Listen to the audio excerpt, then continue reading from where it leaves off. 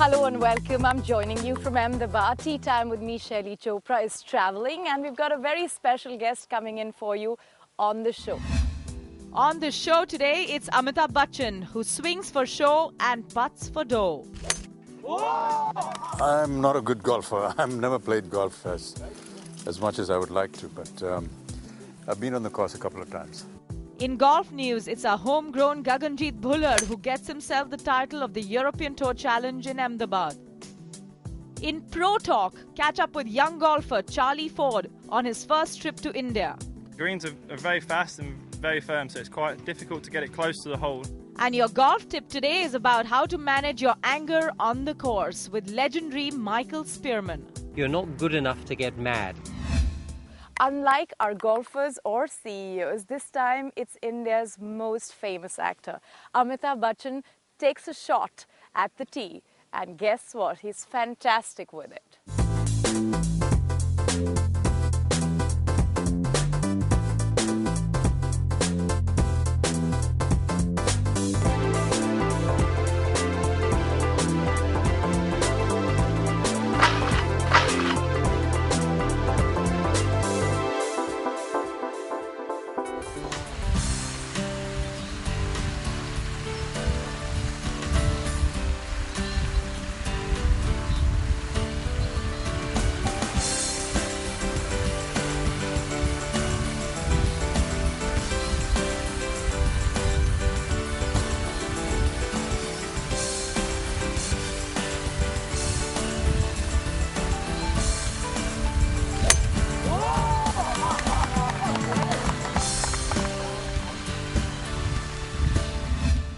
Bachchan, thank you so much for joining us. I noticed you had a good tee off. Does that sort of cement your interest in golf in some way? I'm not a good golfer. I've never played golf as much as I would like to, but I've been on the course a couple of times. And don't get too much time to play golf now. I'm guessing not. But it's wonderful to see this facility and to find that so many people taking a lot of interest. That's right. Does it inspire fantastic. you though? Because I mean, I imagine at some point in life you will find the time for it.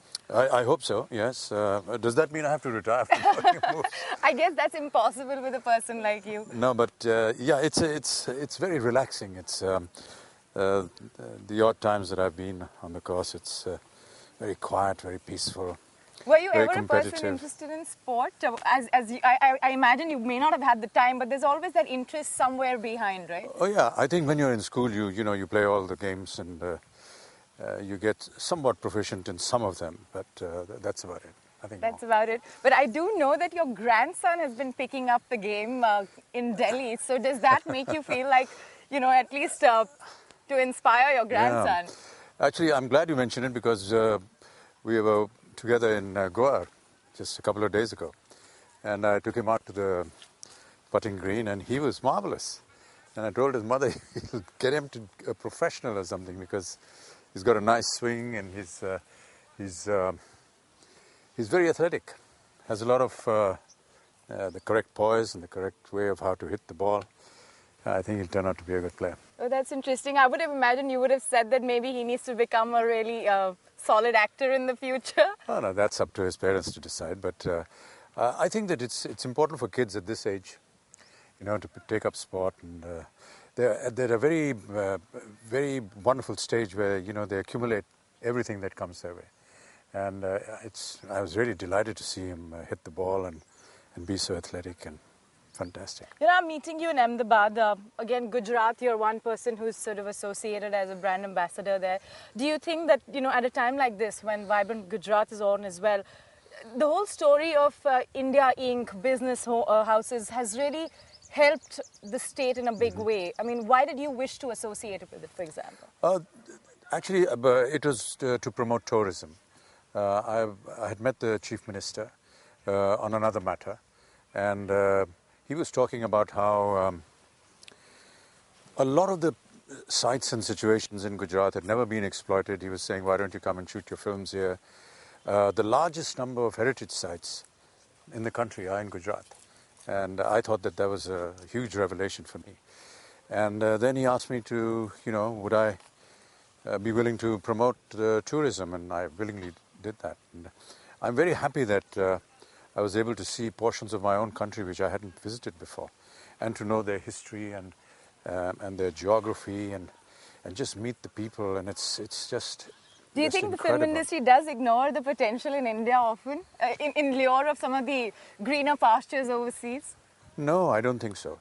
I think if a story is demanding of a particular area, then we'd go there.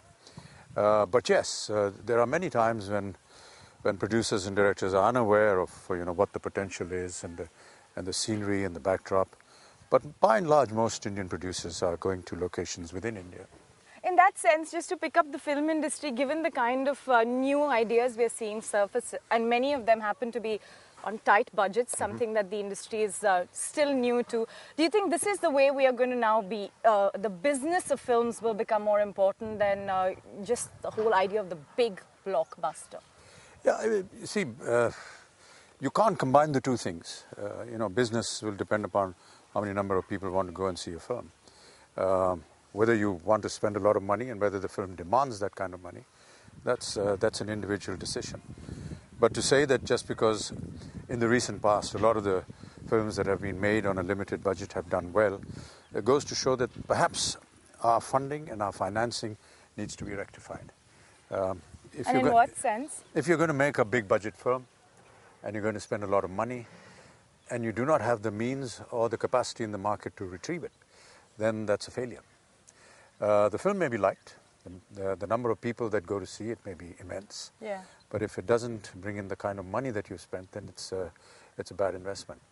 What is happening is I think that the pricing is failing, and maybe the market is not just yet ready for the very large budgeted films, though there are some films which have done huge business. So when one sees that, one tries to reach that peak every time. There's nothing wrong in that. Provided, of course, you're sure that what you're making is going to bring you back what that does money. that reflect? Evolution of the viewer or the audience, or does that tell us a little bit about the stage of the industry, from the film side? Yeah, I think it's got to be a bit of both. There's a great amount of awareness about cinema now than there was, say, 20, 30 years ago. The coming up of multiplexes, the kind of facilities that are being provided for the viewer, the enhancement of theatres, for example, has been huge. Television has become very big. People are more aware of the entertainment side. In a sense, television is a very strong competitor to film. True. And but on the other hand, I think it's very healthy rivalry. What people get to see free of cost in their bedroom, we have to endeavor to see that they're ready to pay some money and come out and see something which is better than what they see on television.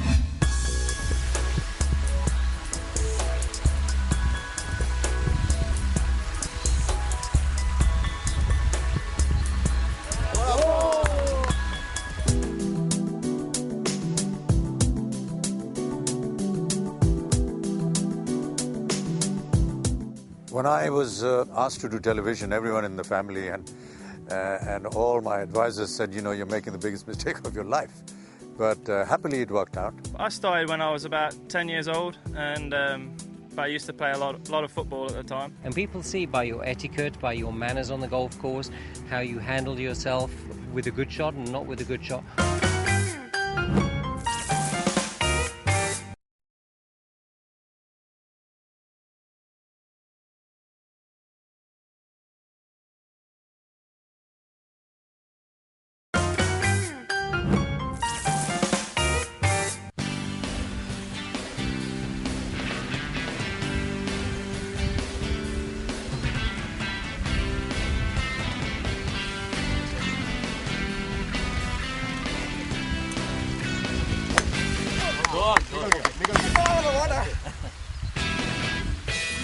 What do you think has sort of allowed television to come out there with such openness and take on films head on? Because I think there has been a trade-off at some stage, right? Yeah, I think all the factors that we were criticized for, India was criticized for its population. People were very cynical about it. They said, you must have control of the population. But those are the very demographics that are now working in our favor. The number of people that go and see a television show brings in the TRPs. The number of consumers that buy consumer products shows that, that there are, thank God that there are so many people, because so many people are buying goods. So television has been a great revelation, primarily because it's had the liberty to spread out. We have, over 400 or 500 channels. Yes, in all kinds of languages. In all kinds of languages, and that's incredible. Nowhere in the world, I think, has the expansion of television been as rapid and as vast as it has been in India. You've been asked this before, but I would still be curious. Have you thought of one medium, better than the other, more preferred than the other, or is it the stage of the actor that matters? I think it's a very individual decision. When I was, asked to do television, everyone in the family and all my advisors said, you're making the biggest mistake of your life. But happily it worked out. And I'm happy to see that there are contemporaries of mine who are also in the fray and doing very well. Would you go to the extent of saying the small screen is the big screen today? No, I would not. There is still the charm of cinema, will always be there. And I think that rather than accept defeat, if you're trying to aim that way, I would say that cinema should really be competing with the viewer, from taking him out of his house and bringing him to the theatre. You were talking about TRPs earlier. This whole rush towards one-upmanship within the whole TRP structure. Do you think, while that's great in terms of advertisers, great for the anchors who are doing it, or the actors who are doing it, from the other side, the audience side, somewhere there's a compromised quality of work, quality of what you get to watch? I'm not entirely happy with the way the TRPs are driving everyone. Yeah, or adjudicated, or the system that decides what it is. I mean, they just have, 7,000 boxes for 1 billion people. And the quality is not so important as the quantity is. Yeah. So I don't know how it works. I'm sure that, we need to have a system which is more independent, which is more within the country, rather than rely on a system which has been working outside the country. Once that is achieved, then we'll get a true figure of who the actual viewers are, and perhaps get a better idea, and perhaps improve our quality. You were talking about endorsements, reflecting on it in some way about the consumers.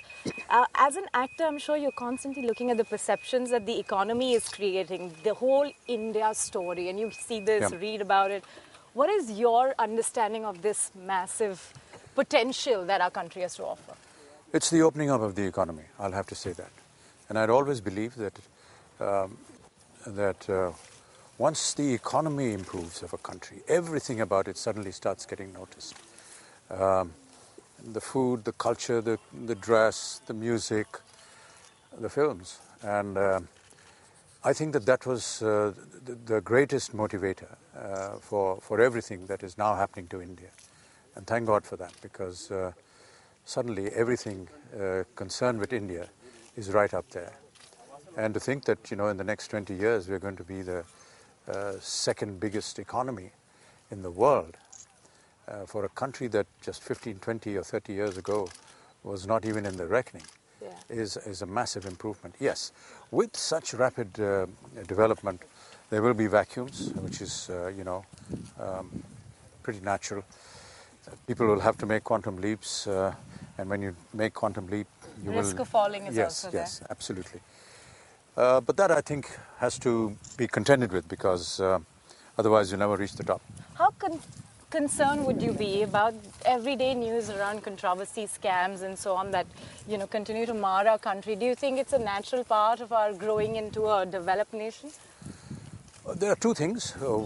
One, the fact that what is happening is obviously not digestible for the common man. Yeah. The other is how the media plays up to it, and what is going to do with it, whether it has a certain code of conduct, how much must they expose, is it going to harm the people, is it going to harm the polity. All that is, I think, in a very nascent stage at the moment. And I think as time goes by, we will find a lot of improvement in the way news comes out, and in the way perhaps corruption is curtailed. Curtail. Do you think sometimes the economy or the economics of it are much ahead of leadership, politics, and perhaps even the social fabric? Yeah, you know, we don't have a yardstick to measure this because we're doing it for the first time. And therefore, we really don't know. But so long as it's happening, and I think that adjustments will be made. The very fact that we've been able to move so far ahead in such a short period of time goes to show that we have the potential and the desire, and I'm sure that we'll balance it off somewhere. Okay, one final question. Much of the audience is, well, some of India's richest people, they're CEOs, they're thought leaders. What would you like to say to them about some of these things? As you know, I think people get inspired by you, not just because you're a great actor, because they also like to listen to your thoughts. So what would you like to say to them? Gosh, I'm very embarrassed to hear all this, but I've always admired the entrepreneurship of the Indian. And no matter where he goes, he's always come out looking good. All these people have individual talents. They've never had the opportunity, perhaps never had the facilities. Now that they do, I'm sure that they do extremely well. And you're enjoying your time at Kensvilton. Absolutely, yes. Thank you. Such a pleasure. Thank you very much. Thank you very much, ma'am. Nice Appreciate talking to your you. time.